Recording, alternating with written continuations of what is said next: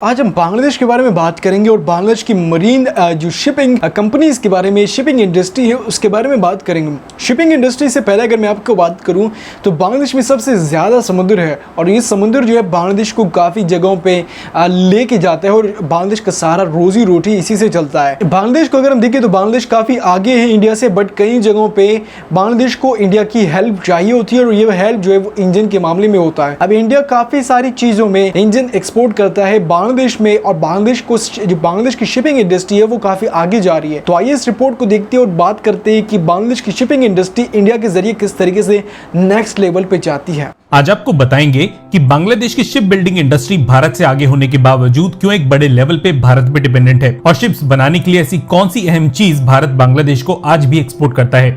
बात करें कि भारत और बांग्लादेश में से हर साल सबसे ज्यादा कौन मरीन वेसल्स या शिप्स बनाता है तो यकीनन बांग्लादेश भारत से कहीं ज्यादा आगे है। वहीं अगर बात कमर्शियल ग्रेड और नेवी की जहाजों की हो तो बांग्लादेश फिलहाल दूर दूर तक भारत का मुकाबला नहीं कर सकता। इसका सीधा मतलब यह है कि नंबर्स के मामले में बांग्लादेश भारत से कहीं ज्यादा आगे है और वो इसलिए क्योंकि भारत से बड़ा वाटरवेज नेटवर्क बांग्लादेश में है और छोटे जहाज, शिप्स, बोट्स, पेट्रोल वेसल्स या फिशिंग बोट्स का इस्तेमाल बांग्लादेश में काफी बड़े लेवल पे होता है। आपको बता दें कि फिलहाल बांग्लादेश में 200 से ज्यादा शिप बिल्डर्स हैं जो छोटे से बड़े फ्लीट कंटेनर्स जहाज बनाने के अलावा एक्सपोर्ट कर सकते हैं, लेकिन बैकवर्ड इंटीग्रेशन ना होने की वजह से बांग्लादेश में बने इन जहाजों में 50% से भी कम का लोकलाइजेशन होता है। बेसिकली बांग्लादेश में जहाजों का केवल फैब्रिकेशन ही किया जाता है, लेकिन इनके अंदर लगने वाले electronic systems, propulsion engines, auxiliary engines और कम्युनिकेशन सिस्टम्स बांग्लादेश को अभी भी इंपोर्ट के जरिए मंगाने की जरूरत पड़ती है और यही भारत एक काफी बड़ी भूमिका निभाता है। वैसे आगे बढ़ने से पहले आपको क्लियर कर दें कि शिप डिसमेंटलिंग इंडस्ट्री को लेके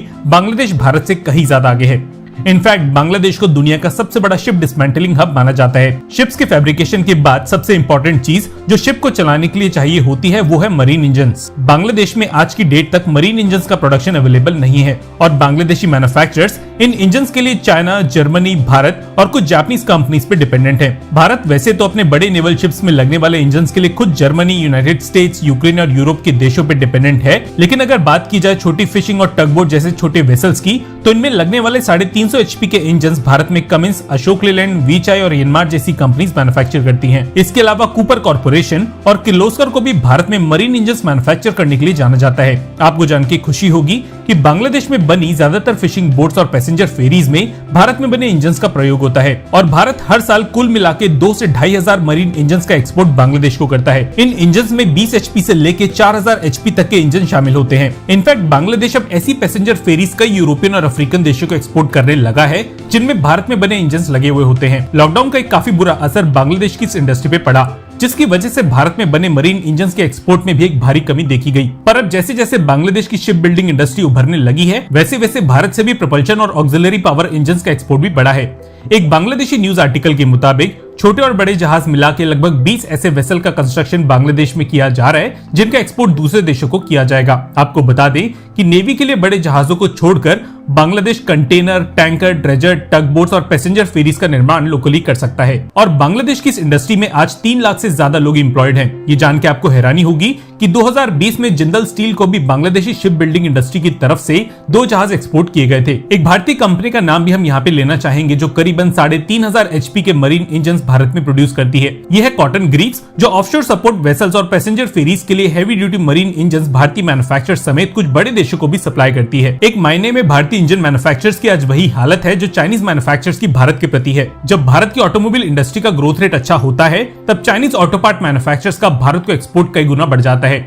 वैसे ही बांग्लादेश की शिपिंग इंडस्ट्री जब अच्छा परफॉर्म करती है तब भारत के इंजन मैन्युफैक्चरर्स पे भी इसका पॉजिटिव इफेक्ट देखने को मिलता है। कहने का सीधा मतलब यह है कि आज भले ही बांग्लादेश की ship building industry number of vessel production में भारतीय शिप बिल्डिंग इंडस्ट्री से आगे है, लेकिन इसका फायदा भारतीय मरीन इंजन मैन्युफैक्चरर्स उठा रहे हैं। एक पूरे जहाज को बनाने में 30 से 40% की कॉस्ट इंजन कंज्यूम करता है, इसलिए कहना गलत नहीं होगा कि बांग्लादेश का शिप बिल्डिंग में भारत से आगे निकलना खुद भारत के लिए फायदेमंद है। वैसे तो भारत बड़े नेवल शिप्स में लगने वाले कावेरी गैस टरबाइन इंजन को भी डिजाइन और डेवलप कर चुका है, लेकिन एग्जैक्टली कब ये इंजन्स भारतीय नेवल शिप्स में लगते हुए हम देख पाएंगे ये तो आने वाला वक्त ही बताएगा। हालांकि chief of naval staff admiral R Hari Kumar ji के मुताबिक वॉरशिप्स के लिए देश के पहले डीजल इंजन के डेवलपमेंट पे काम शुरू हो चुका है और इसके लिए BHEL, टाटा और किर्लोस्कर के साथ इन इंजन्स पे काम शुरू कर चुकी है।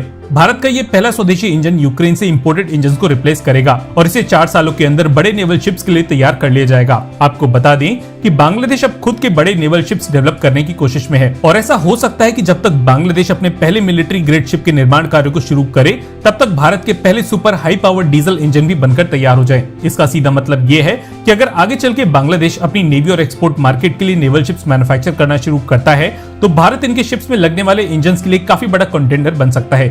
साथ ही कावेरी को भी क्रूज शिप्स और डिस्ट्रॉयर्स के लिए तैयार किया जा रहा है और फिलहाल ये प्रोजेक्ट भी काफी पीछे हो चुका है। हम कोशिश करते हैं कि भारत में मैन्युफैक्चरिंग के कुछ ऐसे सेक्टर्स की खबरें आप तक पहुंचाएं जिनके बारे में काफी कम मीडिया हाउसेज ही बात करते हैं और इसमें हमें आपकी मोटिवेशन की बेहद ही जरूरत होती है। इसलिए अगर आपको आज का कंटेंट पसंद आया है तो वीडियो को लाइक करने के बाद कमेंट सेक्शन में MII यानी मेड इन इंडिया लिख दीजिएगा।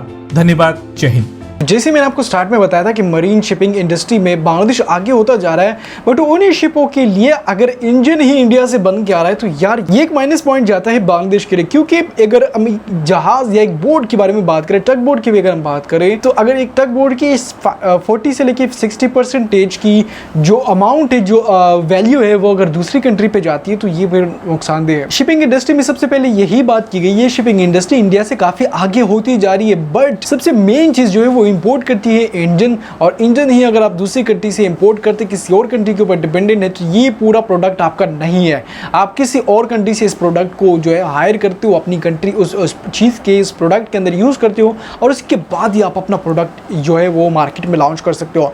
बट कोशिश यही है बांग्लादेश की कि बांग्लादेश अपने नए से नए इंजन जो है खुद तैयार करें, अपनी कंट्री के अंदर तैयार करें, और यही चीज़ आप जो है दूसरी कंट्रियों को सेल करके अच्छा खासा पैसा, अच्छा खासा डॉलर बना सकते। वीडियो अच्छी लगी है तो वीडियो को लाइक, शेयर और सब्सक्राइब लाजमी करें।